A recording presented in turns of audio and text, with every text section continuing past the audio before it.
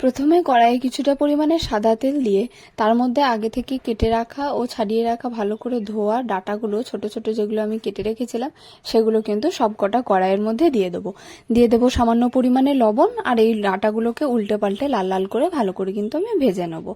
ভাজা হয়ে গেলে এখানে দেবো সামান্য পরিমাণে হলুদ দিয়ে আবারও ভালো করে মিশিয়ে কিন্তু ডাঁটাগুলোর সাথে ভেজে নেব।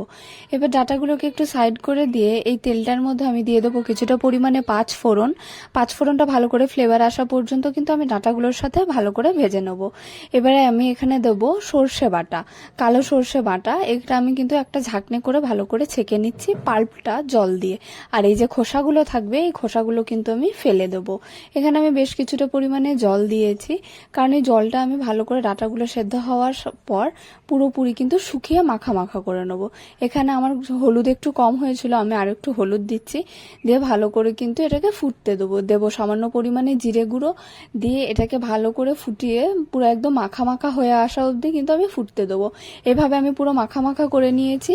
এবার দিয়ে দেবো সামান্য পরিমাণে চিনিটা আপনারা আপনাদের স্বাদ মতন দেবেন। দিয়ে আমি একবার ভালো করে নাড়িয়ে চাড়িয়ে কিন্তু এবারে এটাকে সার্ভ করে দেবো। এইভাবেই আমাদের রেডি হয়ে যাবে সুস্বাদু ডাঁটার ঝাল।